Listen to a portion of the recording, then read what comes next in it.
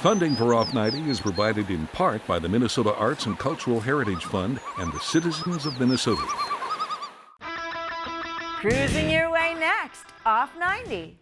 Meet an indie publisher right here in southern Minnesota. An art college for kids. Watch a baseball bat being made the old-fashioned way. Plus, see the progress of the pioneers in Blue Earth County. Your next stop, Off 90.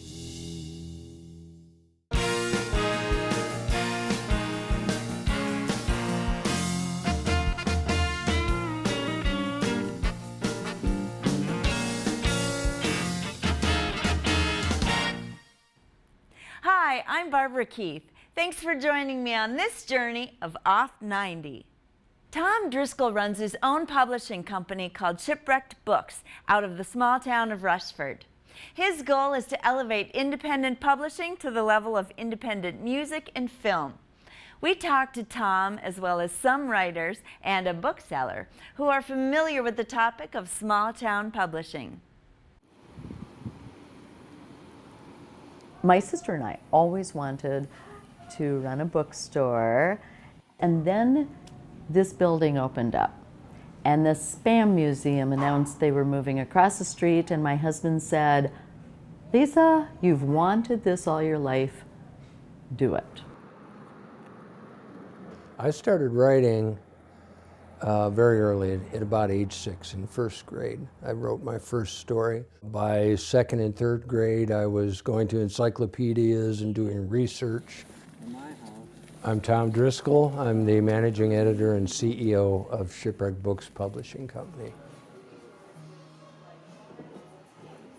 I think the desire and the hunger to express oneself is enormous.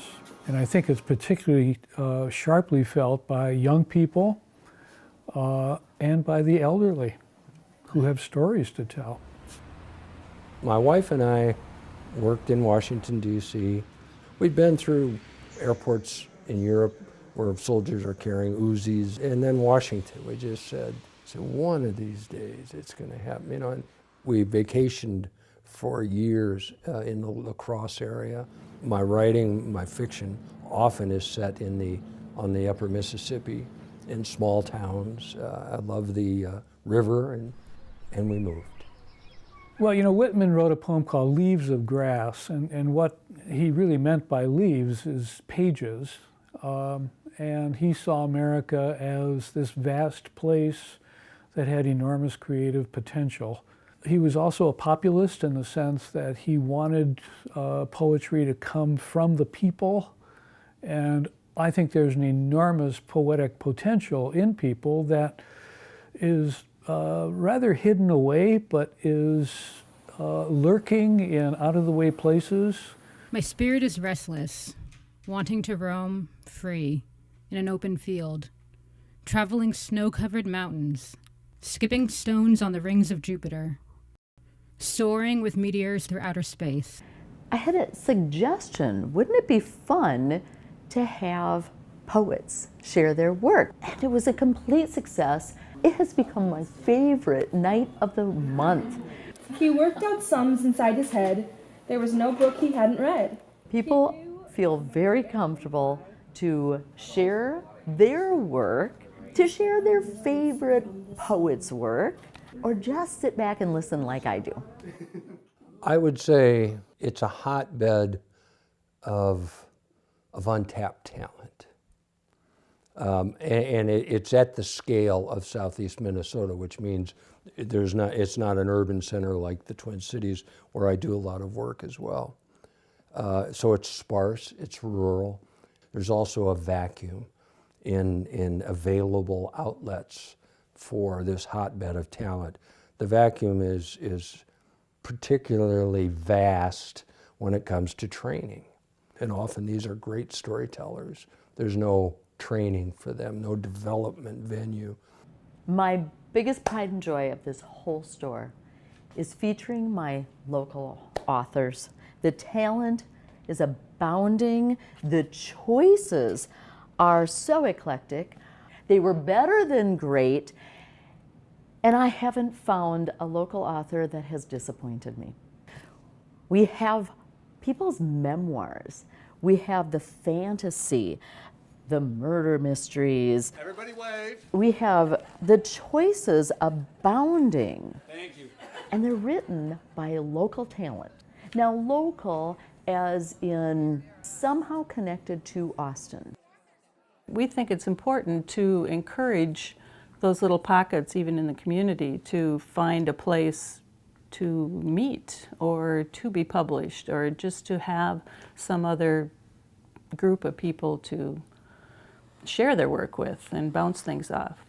There's a lot of talent here. Certainly as I expand out into the Twin Cities and then include the rest of the country and some of our territories that I receive manuscripts from, there is tremendous demand to be published. And thank goodness there's not enough publishers, because that allows you to put writers into competition with each other and say, write this well, read this book, and perhaps we'll reconsider you. Gravity cannot hold me back. There is an anvil tied to my soul, thrown over a cliff, plunging to the depths of the ocean, drowning, staring through rippled waters at life above, glassy-eyed, dead, and the world spins on. I wrote this when I was in the middle of a hospital internship, and so we would have these really long days where, you're there for 36 hours, and I was the chaplain. And it was probably one of the weeks when I had 3 deaths in one day. So I had like a fetal demise, an older person, and then a very young mom who died of cancer. How did you do that? Oh.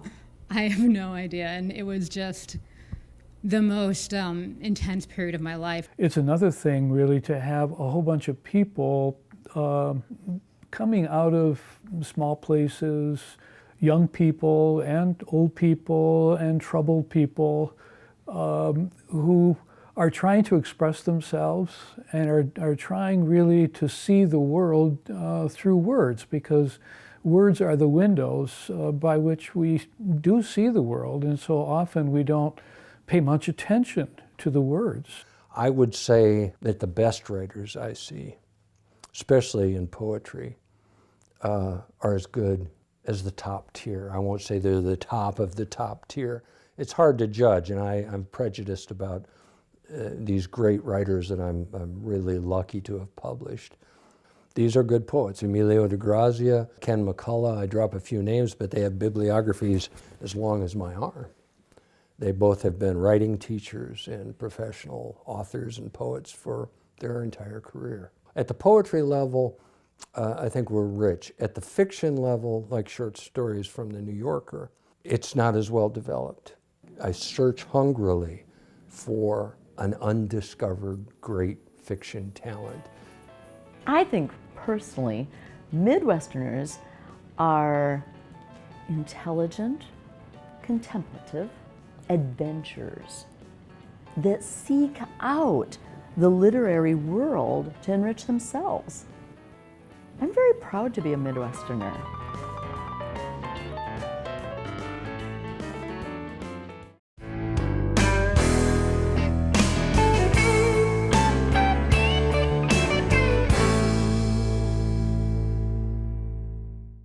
Are your kids really interested in art and now they want to take it to the next level? Kids College in Albert Lea is a good place for them to check out. Kids College offers a holistic approach to art.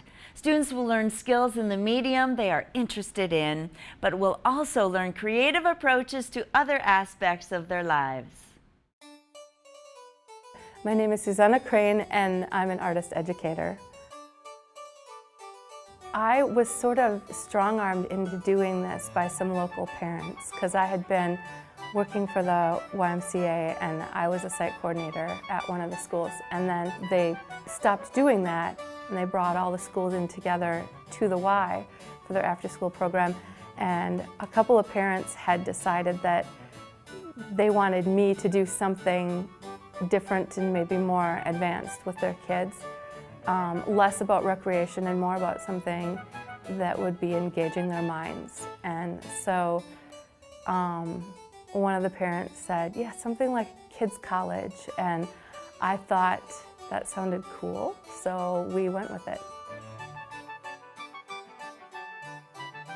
Kids College is an after-school program for gifted and talented kids that's on Monday, Wednesday, and Friday, and it's the arts and humanities. So we try to be useful to the community and learn how to collaborate, but we also do this in the spirit of creativity and just learning all kinds of new different techniques. And it's pretty holistic, and it's very democratic in that the kids choose a lot of their projects. Some of the kids love to paint, and I'm a painter, that's great, but the program isn't about painting.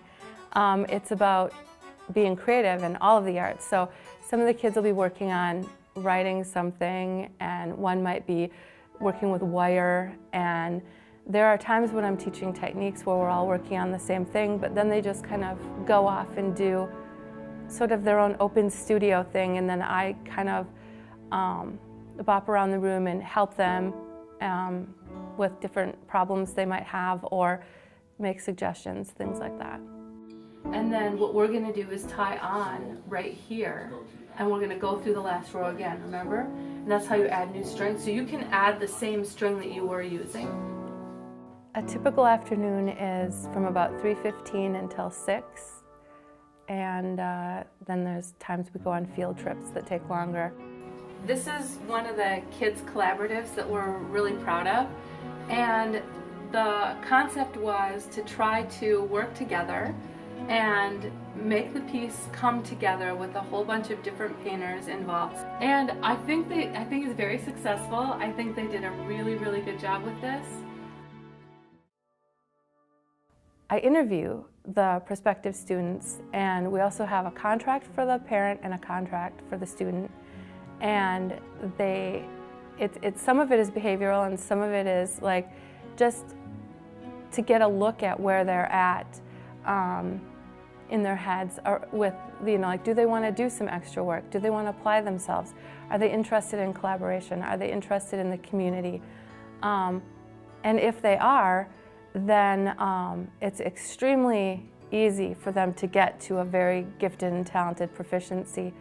The kind of children that would gravitate to this program are kids who just really like to have their brains activated a lot more than maybe the average student who just, like, at the end of the school day just wants to kick back, or maybe just bounce a ball or something like that.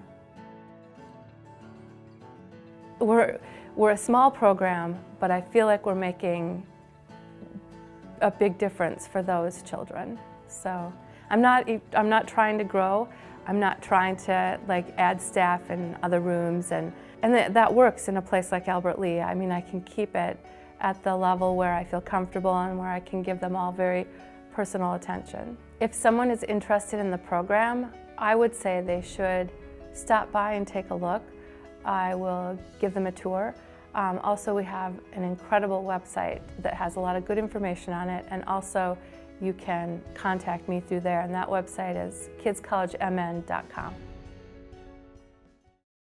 We had this idea to try to write a book together, and everybody does a chapter, and then they weave them together and see what comes out of it.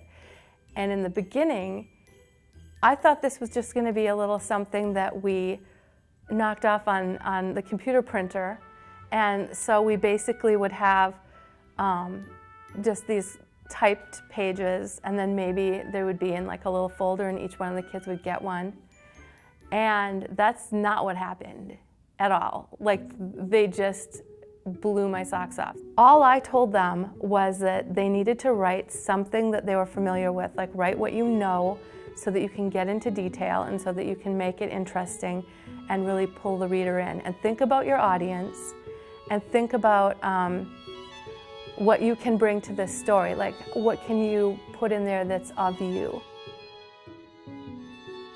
What came back was this really amazing tale about a school for kids that were part human and had superpowers, but they were all different, and The school is in this building. It was just totally their school, and it was swan feather. This is just like this project that just got huge, and I didn't expect it, but I love it, and everyone else seems to love it too. We had a request from Barnes & Noble, and we've had somebody in Washington, D.C. bought one, and it's on Amazon.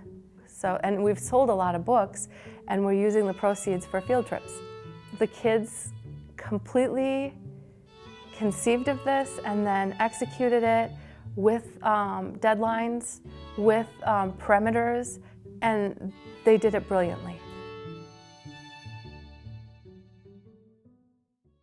What really gets me going, what really excites me, is that there's that look when the light bulb goes off.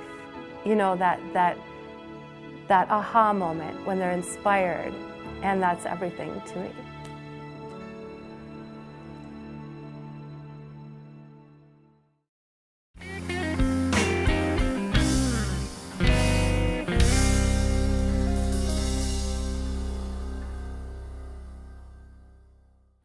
Summer evenings spent watching the national pastime are some of the most cherished memories from childhood.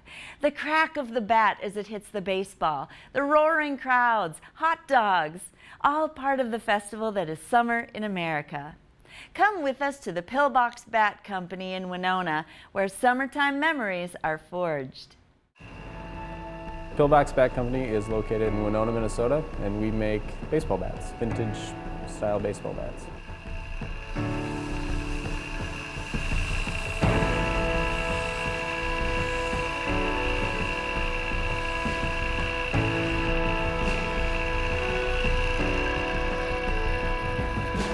Well, I grew up playing ball with my buddy Dan Watson, and we started Pillbox together because we just wanted to work together on something, and I'm kind of a painter, art guy, so kind of a natural fit to paint bats. Hi, I'm Zach Fellman. I'm owner, craftsman, artsy guy of Pillbox Bat Company. We started Pillbox Bat Company about 2 years ago, this winter 2 years ago. It's been a fun project. So we chose baseball bats because our love of baseball was, it's kind of what we grew up doing. I lived at his house basically every summer, and we'd ride our bikes down to the ball field, and that's pretty much all we lived for when we were kids. One of our biggest things for Pillbox is vintage baseball, so not necessarily current teams, but teams of the past and like the history behind them. And one of the most iconic, coolest stories of baseball is the Negro baseball teams that played from the early 1900s through the 40s and 50s. And so right away we're like, that's who we want to work with, and we went and got licensing to put all the different teams from the Negro baseball leagues onto bats and kind of pay homage to what the history there and what they did. If someone came in to order a bat from Pillbox, they could, basically the template is the bat, and you can almost put whatever you want on there. Because everything's custom made, or at least made to order, we do a lot of custom work. So like right now I'm working on like someone asked if we could do a Texas flag. So we drew it up and we can make that. We've had someone ask for a shark bat, and we just kind of work that up. So we have a lot of stock options on our website that that we've created to like pay homage to different teams and history and stuff. But also people can just choose whatever they want, and if they have an idea, we can try and replicate it. And being pretty small, like we can take on, because it doesn't throw off like a huge production process too much, like we can take on any kind of custom stuff and have a lot of fun with it. So we use ash, American ash, to make all of our bats. It's kind of got a really good feel, vintage baseball feel. And so the main two woods that are used in baseball bats throughout history have been maple and ash. And we chose ash because it just has a better feel. So the process of making a bat starts with, we get billets, and that's basically a 2.5-inch dowel, long dowel, that are produced out on the East Coast from American ash. And so we get a pallet of billets in, and basically it's made dimensions to make a baseball bat. We'll pop that onto our lathe. In our lathe, we have a hydraulic copy lathe, and it basically takes a template that we've made, a wooden template, and it follows along the contour of whichever bat. Like we have a few different options, like a regular custom or regular classic pillbox bat, and that's mostly what we make, but it follows the template on a little hinge, and it copies whatever bat we want to make. After it comes off the lathe, we put it on another lathe, and it's hand sanded. So we'll sand it down, and then after sanding it, we bring it into the art room, and we brand it with a wood-fire brand of the Pillbox logo, and stain it with a dark stain to give it a vintage feel, and then paint it. Working with other creative types in this building, and I always find it better to work with people and throw ideas off of people than just work in a vacuum. So it's definitely helpful to work with others. Baseball, I don't know, it's huge, but sometimes like the connections within it just seem super small town. But yeah, we send bats all over the U.S. and like we have a store in France who sells our bats. They sell Americana type stuff. So yeah, kind of all over. I think one of the funnest things about Pillbox is being able to tell baseball stories. Like we'll go to a show or something and people love the bats, and that's great, but they'll always have a baseball story to go with it, or it's just fun to talk baseball. There's so much history. One of the funnest baseball stories is I got some old photographs of some players back in the day, and one of them is Burly Grimes. And he was the last spitball pitcher who was allowed to use a spitball, because it's banned today. But back in, must have been the 30s or 40s, I don't know when it was, somewhere around there, they banned spitballs, except for the players who were already using them. So if you were grandfathered in, you could use a spitball until you retired. So this guy got to use it for a dozen years or whatever after it was banned, but he was the last holdout. And one of the coolest things was we were at a show in the cities, like a market, and I had that picture up, and Burly Grimes' grandson came up to the booth and was like, "That's my grandpa."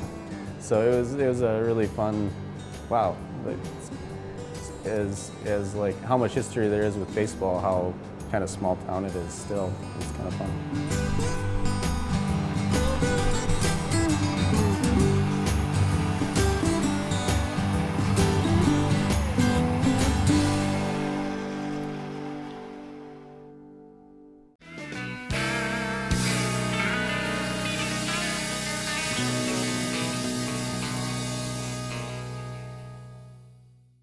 Blue Earth County is one of the oldest in Minnesota.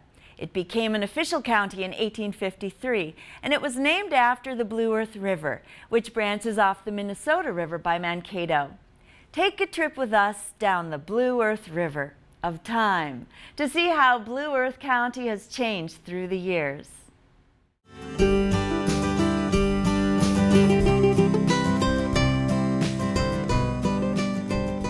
Agriculture has always been a big part of Blue Earth County's history.